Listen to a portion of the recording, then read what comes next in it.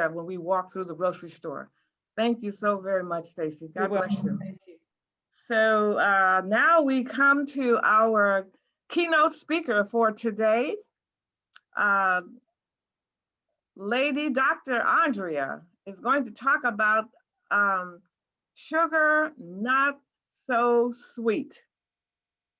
Sugar not so sweet. So we all have been, we know that all of us have been addicted to sugar at one point or other throughout our lives, but we need to make sure that we listen up to what Dr. Andrea is going to say today about sugar, not so sweet. Dr. Andrea. Thank you, Moselle. I so appreciate you for allowing me to share this information with everybody. I want to thank everybody also for joining us this evening to take part in all of this excellent information. We've had some dynamic presenters with the reviews on the videos, and Stacy with her awesome review on the book, and then Dr. Riola with that. Look, Dr. Riola made me hungry. I was about to go in the kitchen, give me some zucchini while you playing. So thank everybody for being here. And before I begin, as always, before I start any presentation, I have to give my gratitude. So I definitely want to thank the divine most high creator of all things and those entities that truly love and care about me for having me in this space at this moment today. I also want to give my thanks to Moselle, who is my sister, my friend, who has believed in me and encouraged me, who has supported me all of these years, and who has so graciously allowed me to share this platform with her. Thank you, Moselle. I appreciate you. God bless. Um, so let's begin. Um, the information I'm going to be presenting today, my source for the information, is a documentary called Secrets of Sugar. And the documentary is presented by the National Geographic Channel. This documentary was produced some years ago, 2016. So while the information is 4 years old, it's still very relevant, or rather 5 years old now. Um, the information is still relevant for today. Um, and with the information we've gotten, with the videos that were presented today, what the health, that video really touched on a really important point regarding our agencies and um, the the network of corporations that are in the same bid with our governmental agencies. And some of that information I'll also share with you in regards to sugar. However, I want to share with all of you some very interesting facts that I found out about sugar. My son, my second oldest son, Clarence, came to me and was like, "Hey, mom, hey, watch this about the history of food." And I was like, "Oh, okay then." So I was watching this really awesome cooking show where the chef takes recipes from way back in the day, as early as the 1400s. And so he was making a confection that was really popular back in, I believe this era was the 1400s, going back as early as the 1300s. And he was talking about the history of sugar. And I was like, well, isn't that in divine order? Because I'm doing a presentation on sugar next week. Well, let me sit down and watch this with my son. I'm going to take some notes. You know what I'm saying? So I'm watching this really awesome chef talk about the history of sugar. And I did not know, and if any of you knew, any of this information, please let me know. But I had no idea that at one point in our human history, sugar was actually considered a medicine. That's right. Sugar was considered a medicine because when sugar was processed and harvested, this is back in the 1300s, the sugar came directly from the cane. It was pulverized. It was then washed with water. It was then poured into these huge sacks, and the people would take the pulp from the cane and let the cane dry out in the sun. And as the sugar cane pulp dried out in the sun, that's what became the sugar. And they used the dried pulp from the sugar cane as poultices for different types of sores, and they used the pulp from the sugar to deal with headaches, to deal with what they called issues of the mind, right? People were upset, or people were in a mood. They would take the pulp and they would use bits of it. Now, mind you, when they used the pulp from the sugar cane, they didn't use cups of it, they didn't use huge spoonfuls of it, okay? They took minute sizes of it, pinches, and they put it in tea or they put it in water and they drank it. And people's headaches would go away, people's sores would heal. I was utterly fascinated about the fact that at one point in our human history, sugar was actually good for you. It was something that was used to help your body heal, versus the way that sugar has morphed and evolved into what it is today. And I'll get to that in just a moment. So now we're coming up to the 14, 15, 16, 17, 1800s. And these several hundred years, sugar actually became a very valuable commodity. And the only people in society between these centuries that actually had access to sugar were the aristocratic parts of society. Only rich people could have sugar. And he demonstrated how it would take half of a poor person's salary for the entire year just to afford 1 cup of sugar. So that's the reason why folks who had money, they were the only ones that could have sugar. And they, again, they used sugar for medicinal purposes. Now, again, as we're coming, from the 1400s to the 1600s, because sugar became such a valuable commodity, that's how it began to become traded amongst the people in the different parts of the world. And now, when you're coming up to the 1600s, now you get into the ugly history of sugar, where sugar then was because it had become such a hot commodity all over the world and because of its medicinal purposes, now sugar is something to be cultivated.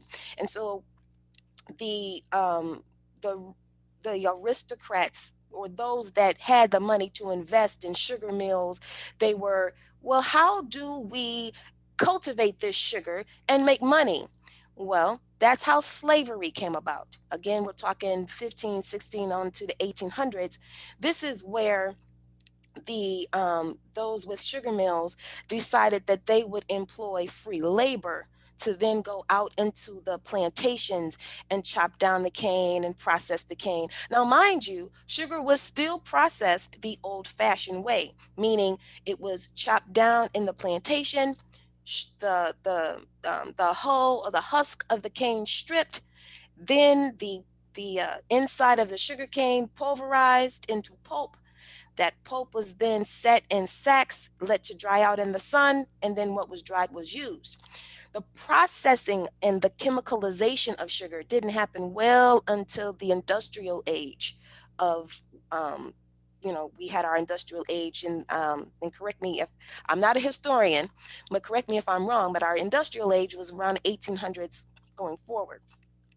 So it was actually during the 1920s, 1930s, where the processing of sugar was now quote unquote modernized. It was, now you had the production and the processing of sugar in plants.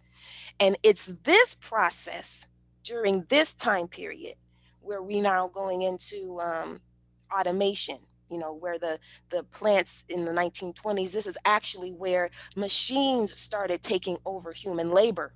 And so now the machines were processing the sugar. And so in order to get sugar to that fine powdery substance that you see today, chemicals were added, and the natural processing of sugar was then stripped at that point and at that time. And so now, coming to the modern age, you have sugar that has been seriously adulterated. It has been chemicalized. It has been, processed and by machines. It's no longer that natural process that, was known back in the day prior to the industrial age. So when you come to the modern age and you come to the chemical processing of sugar, we get now into some of the science behind what sugar really is.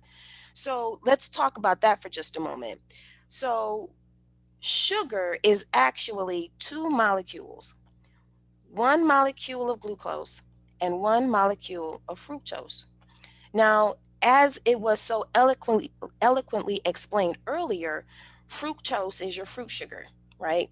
That sugar, the reason why that sugar is not so detrimental to the body, because there are other vitamins and minerals that are that work in concert with glucose and fructose to allow your body to slowly break down the glucose and fructose molecules, so the body can then, the blood specifically, can slowly bring those molecules into the cell, because it's very, very important that your body gets glucose specifically.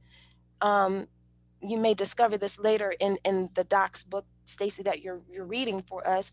But glucose is the molecule that is essential for nerve health for the central nervous system. That includes the brain. Your brain cannot function without glucose. The problem, though, is the form of glucose that we consume, because it's not natural, the body doesn't recognize it. The body looks at that glucose molecule as something foreign. So, therefore, the body does not absorb it, nor is it assimilated. When you eat too much of it, the body tries to efficiently throw it to the liver, so that the liver, because the liver is our pharmacy, the liver is our it's our mixing bowl where toxins go to be broken down and gotten rid of out of the body.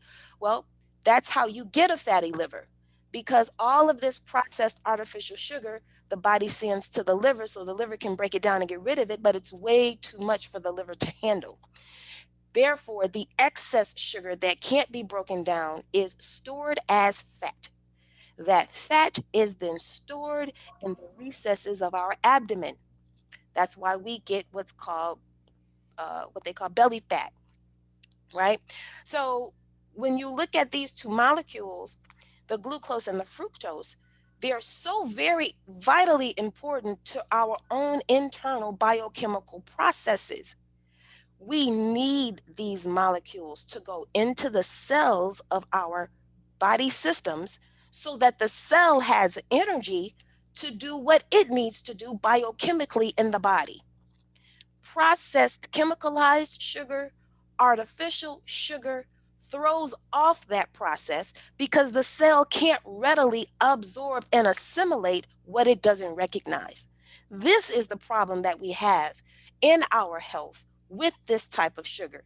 And the reason why, when you consume this type of sugar in excess, especially, it will absolutely positively destroy the microbiome in the gut, as the doctor expressed in the book.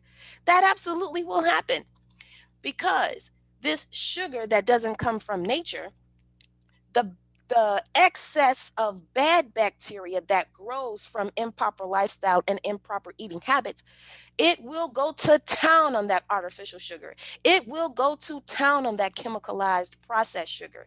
And it that overgrowth of bad bacteria, it will, well, that's incorrect language. The overgrowth of bacteria, which eats the sugar, will just continue to grow and grow and grow and grow and grow, causing leaky gut, causing Crohn's disease, causing various issues in the gut itself, which will then also cause another myriad host of other disorders and diseases in the body. Okay. So now that we understand a bit of the science behind the sugar and a bit of the history, we now want to go into, well, if sugar does this to the body, somebody must have known about it, right? Right? Somebody had to have known beforehand, hey, maybe this sugar stuff, the where we're processing it and giving it to the people, maybe it's not so good. Maybe we need to do something about this. I'm so glad that you asked that question because when we look at the history of how sugar has proliferated our society, we come now to 1999 in Minneapolis. There's a meeting of the industry insiders such as Nabisco, Kraft, General Mills, PepsiCo.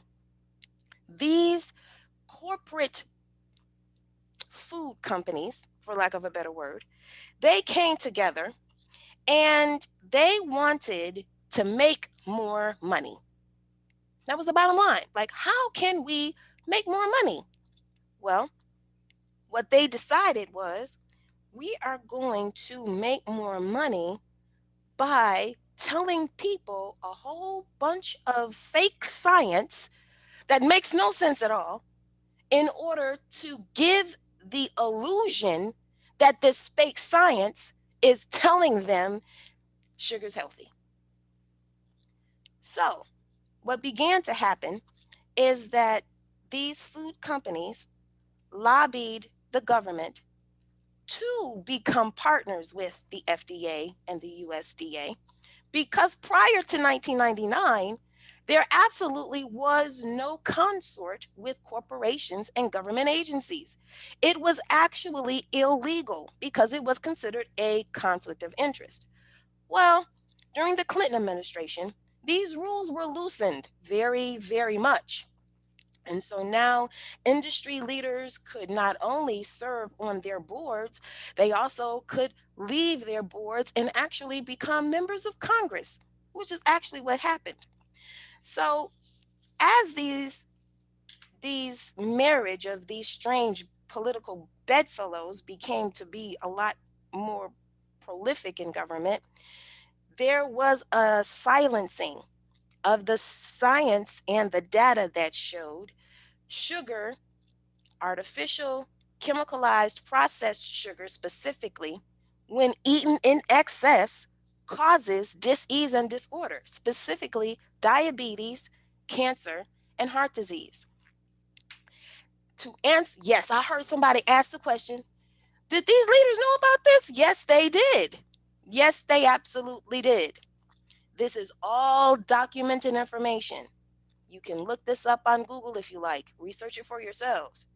This is all documented information that the leaders of the food industry, in concert with the USDA and FDA, they all knew that the excess consumption of processed and artificial sugar would cause cancer, high blood pressure, liver disease, gallbladder disease, heart disease, and endometrial and breast cancers as well. Now, when you look at what foods we consume, knowing that most of your processed foods contain aspartame, which is an artificial sugar, and recent studies have actually proved aspartame is a carcinogen. Carcinogens are those chemicals that come from food additives that have been linked to certain cancers. Aspartame is one of them. There is another documentary that breaks down how aspartame was actually discovered to cause cancer in the employees that worked at the plants that processed aspartame. So, when you're talking about that type of sugar, which is artificially made, you do not want to consume them at all. And you don't want to consume them at all because they're additives. What are additives? Well, additives are chemicals placed in food to give them a better taste. Well, that's what the industry wants to tell you. Additives actually, again, studies have proven that additives are the chemicals that makes that food addictive. Hence, that's the reason why sugar is addictive. Additives have been added in its processing to make it addictive, which is the reason why you have sugar in everything. That's why it's important to read labels. Sugar is hidden in the ingredients of most of the foods that we eat. So it's very, very important that when you're looking at your vegan options, even your vegetarian options, if there is any sugar added to the food, meaning when you eat your foods raw, when you eat them uh, steamed, or when you eat them cooked, your vegetables specifically, nuts, grains, and seeds, and that, they have sugar in them. These foods come with sugar in them, but they're supposed to come with sugar in them because, in their natural state, the sugars that come in the foods that we eat are surrounded by vitamins and minerals that help to offset the sugar so that it does not disrupt the natural metabolic function in the blood. Meaning, you have to be mindful, of course, how much sugar you're eating, even in its natural state, but you don't have to worry about being addicted to an apple because the sugar in an apple is natural, meaning it's offset by its own natural attributes, such as vitamins, minerals, fiber. Processed sugar, artificial sugar, is sugar that has either been adulterated with chemicals or the sugar has been man made in a lab. It does not at all come from nature. And this is the sugar that has been made to become addictive. That's the reason why when you eat a hamburger, or you get McDonald's fries, or you get a Pepsi, these things you crave, particularly the more that you eat them. The more you eat McDonald's fries, the more you want them. That's because they say it's very secret, their recipe for making those fries. However, again, this has all been exposed and fully documented. You can do the research for yourself. The McDonald's fries are not only coated with beef fat, but they're also coated with sugar so that you can crave them more. The industry that was in concert with our government agencies knew this. However, they decided to go ahead with the deceit anyway, which, now that you have this information and you're armed with the knowledge, you can, with knowledge and confidence, read your labels and know artificial sugars, fructose specifically, because again, fructose is not fruit sugar. It's labeled fructose, and it's actually sugar that's chemicalized. It comes from the fruit, but it's been chemicalized in order for it to have a longer shelf life, in order for it to be addictive, along with the other sugars that aspartame. You have your sweet and lows. You have your even the stevia that you see in the little packets, xylitol, which is a gas, a sugar alcohol, excuse me. Even these are artificial and not real. Now, you can go to any nursery, such as English Gardens, even Home Depot, and they have stevia plants. They have them for sale. You can take a leaf of the stevia plant and crush it in between your fingers. You can put the leaf in one hand, and the juice from the leaf you can lick, and you can taste the sweetness from the leaf. So if you want stevia, get the plant, my suggestion. Or get the seeds and grow your own stevia. That way you can have it, and what's beautiful about that is you can cultivate it yourself, and you can do it the old fashioned way, the way our ancient ancestors did it. Take it out of the ground, crush it up, let it dry in the sun, and you've got your nice dried up stevia. You can grind it in your blender and put it in your foods and your teas and whatever else that you want to make sweet. And it comes from Mother Earth. Okay? So finally, one of the most important things I want to leave everybody with is we must be mindful of the overconsumption of these processed and chemicalized and additives. And for those that wish to change their lifestyle, I suggest to avoid them altogether. Do not eat them at all. They're not healthy for you. And they don't mean to be healthy. They mean to drive a buck. for the corporations that have created them. That's the reason why they really, really need to be out of your life and not a part of your lifestyle, period. Does anyone have any questions for me? No questions? What I can say is this is definitely a conspiracy theory that we have got going here in our food industry.